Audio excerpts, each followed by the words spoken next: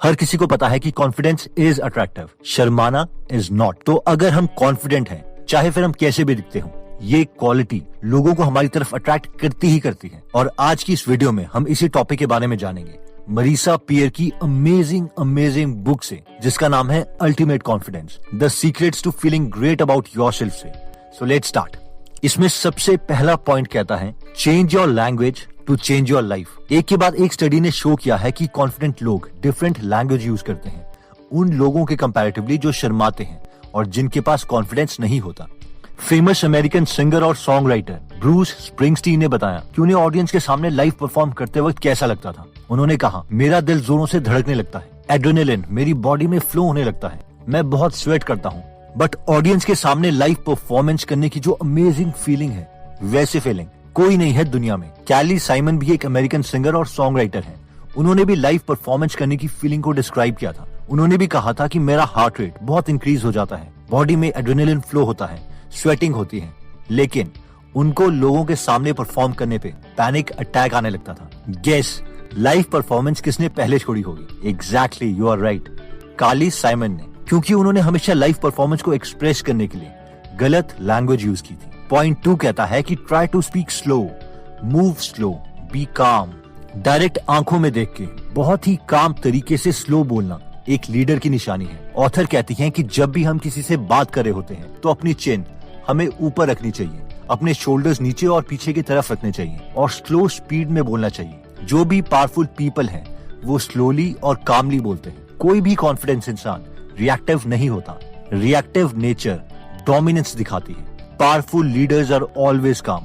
Author कहती है कि strength is shown in stillness, इसलिए इस तरह से बिहेव करो कि जैसे हमें कोई फर्क ही नहीं पड़ता। और ये बात इवन कि हमारे बॉलीवुड एक्टर्स भी जानते हैं और इसलिए वो कॉन्फिडेंट दिखने के लिए इस स्ट्रैटेजी को फॉलो करते हैं।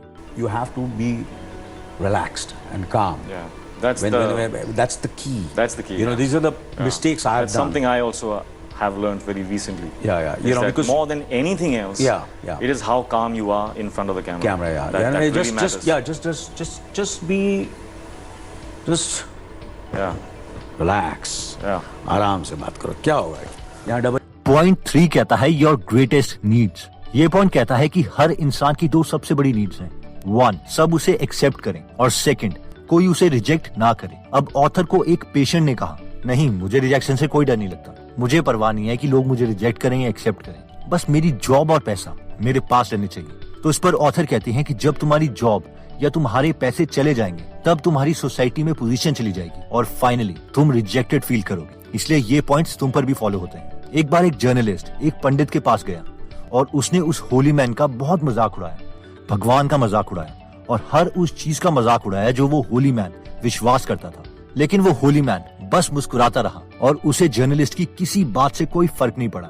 इस पर वो जर्नलिस्ट बोला, क्या तुम्हें मुझ पर गुस्सा नहीं आ रहा? तुम्हारा इतना मजाक उड़ाया मैंने।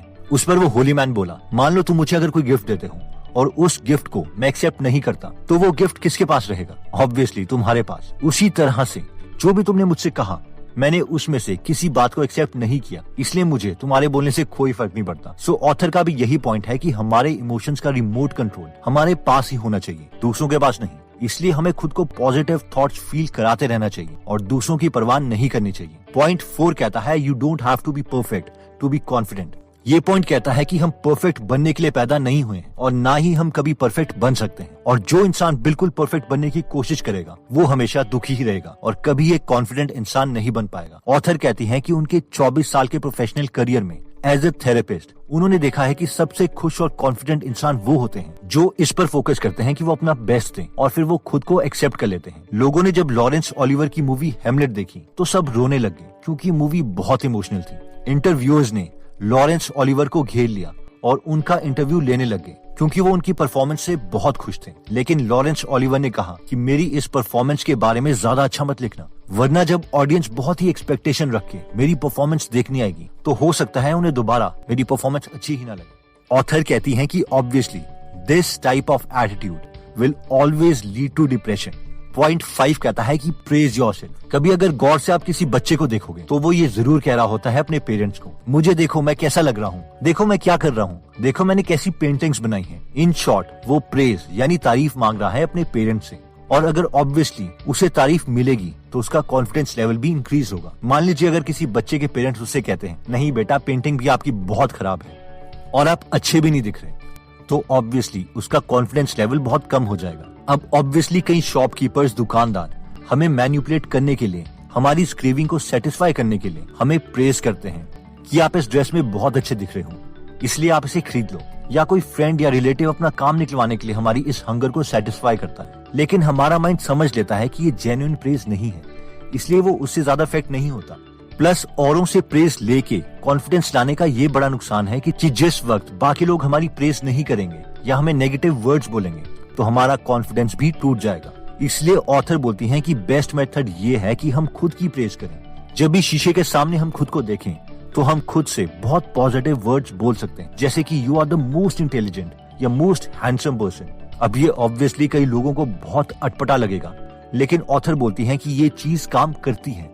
और अगर अकेले में हम खुद की तारीफ कर भी रहे हैं तो कौन सा किसी को पता चलने वाला है, इसलिए ऑलवेज प्रेज योरसेल्फ। पॉइंट 6 कहता है बिलीविंग एंड विनिंग। अगर एक सेल्समैन को ही अपने प्रोडक्ट पर बिलीव नहीं है तो वो किसी भी कस्टमर को उस प्रोडक्ट पर विश्वास नहीं दिलवा सकता। वैसे ही दूसरों को हमारा कॉन्फिडेंस तभी ही दिखेगा जब हम एक्चुअल में खुद में बिलीव करते हैं। आर्नोल्ड श्वार्ज़नेगर, जो कि पहले एक बॉडी बिल्डर, फिर फेमस एक्टर और फाइनली कैलिफोर्निया के गवर्नर बने, वो कहते हैं कि जब मैं 21 साल में अमेरिका में शिफ्ट हुआ था तो मुझे बहुत कम इंग्लिश आती थी और मेरे पास बहुत कम पैसे थे, लेकिन मुझे हमेशा लगता था कि मैं किसी बड़े काम के लिए पैदा हुआ हूँ। मतलब मुझे 100% यकीन था कि मैं एक फेमस एक्टर बनूंगा ही बनूंगा। कई लोगों को जब मैं अपने थॉट्स बताता था तो वो मुझे घमंडी भी समझते थे और कहते थे कि यार मॉडेस्टी के साथ जी। बट मैं बहुत थैंकफुल हूँ कि मैं कभी मॉडेस्ट नहीं बना और खुद को हमेशा बेस्ट ही माना। नेक्स्ट पॉइंट कहता है depression and anxiety. Earn Nightingale, जो कि एक बहुत फेमस मोटिवेटर है, उन्होंने कहा था कि हमारी लाइफ की तरफ हमारा एटीट्यूड ये डिसाइड करता है कि हमारी लाइफ का एटीट्यूड हमारी तरफ कैसा होगा। ऑथर बताते हैं कि उनका एक पेशेंट था जो बहुत सक्सेसफुल था, लेकिन हमेशा डिप्रेस स्टेट में रहता था और उसे वीकेंड से बहुत नफरत थी। ऑथर जब पेशेंट को हिप्नोसिस स्टेट में लेके गई तो ऑथर को पेशेंट ने बताया कि एक बार वो अपने बोर्डिंग स्कूल से भागकर अपने पेरेंट्स के पास आ गया था और उसने अपने पेरेंट्स से कहा कि वो वापस स्कूल नहीं जाना चाहता, लेकिन उसके पेरेंट्स नहीं माने, इसलिए वो नदी के पास जाके भाग गया ताकि उसके पेरेंट्स उसे ढूंढ ना पाए। लेकिन उसके पेरेंट्स ने उसे ढूंढ लिया और एक सिडेटिव दे के बोर्डिंग स्कूल छोड़ आए और ये उसके साथ बार बार होता रहा। अब जब भी कोई वीकेंड होता तो उसे सिडेटिव दे दिया जाता और वो हमेशा वीकेंड्स में थका हुआ महसूस करता और इसकी वजह से उसे वीकेंड्स और अपने पेरेंट्स से नफरत हो गई थी। ऑब्वियसली उसके पेरेंट्स का ये एक्शन ठीक नहीं था, इसलिए ऑथर ने अपने पेशेंट से कहा कि उसके पेरेंट्स की इंटेंशन ठीक थी, क्योंकि उसके पेरेंट्स उसका फ्यूचर अच्छा करना चाहते थे। और जब उस पेशेंट के इस इंसिडेंट को ऑथर ने एक नया मीनिंग दिया तो उसका डिप्रेशन बहुत कम हुआ और कॉन्फिडेंस बहुत इंक्रीज हो गया। नेक्स्ट पॉइंट 8 कहता है कि ट्राई टू लर्न मोर। ये पॉइंट कहता है कि हमें जितनी ज्यादा नॉलेज अपने सामने वालों के कंपैरेटिवली होगी उतना ही ज्यादा हम कॉन्फिडेंट फील करेंगे, because superiority will always lead to confidence. इसलिए keep on learning new things, never ever stop learning. तो दोस्तों इस वीडियो में हमने 8 पॉइंट्स देखे कॉन्फिडेंस इंप्रूव करने के लिए। इसमें पॉइंट नंबर 1 कहता है change your language, change your life. यानी एक कॉन्फिडेंट लोगों की वोकैबुलरी अगर हम यूज करते हैं तो वो कॉन्फिडेंस एटीट्यूड को ही जन्म देगी। पॉइंट 2 कहता है try to speak slow, move slow, be calm. इस पॉइंट में हमने देखा था कि स्टिलनेस शोज स्ट्रेंथ, यानी जितना काम हम रहेंगे उतना ही कॉन्फिडेंट हम फील करेंगे। पॉइंट 3 कहता है योर ग्रेटेस्ट नीड्स। जिस पॉइंट में हमने एक होली पर्सन और एक जर्नलिस्ट की कहानी देखी थी कि जर्नलिस्ट के बहुत कुछ बोलने के बावजूद उस होली मैन को कोई फर्क नहीं पड़ा और ये कॉन्फिडेंस की निशानी है। पॉइंट 4 कहता है you don't have to be perfect to be confident. ये पॉइंट कहता है कि कॉन्फिडेंस पर्सन परफेक्ट नहीं होते, बल्कि एक कॉन्फिडेंस इंसान अपना बेस्ट देने की कोशिश करता है और अपनी कमियों को एक्सेप्ट कर लेता है और उसे कोई फर्क नहीं पड़ता कि लोग उसकी कमियों के बारे में क्या सोचते हैं। पॉइंट 5 कहता है प्रेज योरसेल्फ। इस पॉइंट में हमने देखा था कि प्रेज यानी तारीफ से कॉन्फिडेंस आता है, लेकिन ऑथर कहती हैं कि बेस्ट यही रहेगा कि हम हमारी तारीफ का रीजन बने, वरना अगर हम दूसरे इंसान से प्रेज ले रहे हैं और जिस वक्त उसने हमें नेगेटिव वर्ड्स बोलना शुरू कर दिया उस वक्त हमारा कॉन्फिडेंस भी डिक्रीज हो जाएगा। फाइनली पॉइंट 6 कहता है बिलीविंग एंड विनिंग। यानी एक कॉन्फिडेंस इंसान अपने ऊपर 100% बिलीव करता है कि वो अपने गोल्स को पा ही लेगा। अगर हम खुद पर बिलीव नहीं करेंगे तो हम पर कोई बिलीव नहीं करेगा। पॉइंट 7 कहता है डिप्रेशन एंड एंजाइटी। इस पॉइंट में हमने देखा था कि अगर हम अपने डिप्रेशन का रीजन पता करके उससे एक अच्छा नया मीनिंग दे सके तो हम उस डिप्रेशन को खत्म कर सकते हैं और एक कॉन्फिडेंस इंसान बन सकते हैं। फाइनली पॉइंट 8 था ट्राई टू लर्न मोर।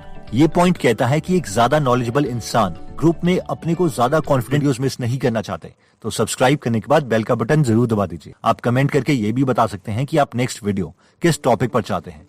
जल्दी हम आपसे दोबारा मिलेंगे। जय हिंद।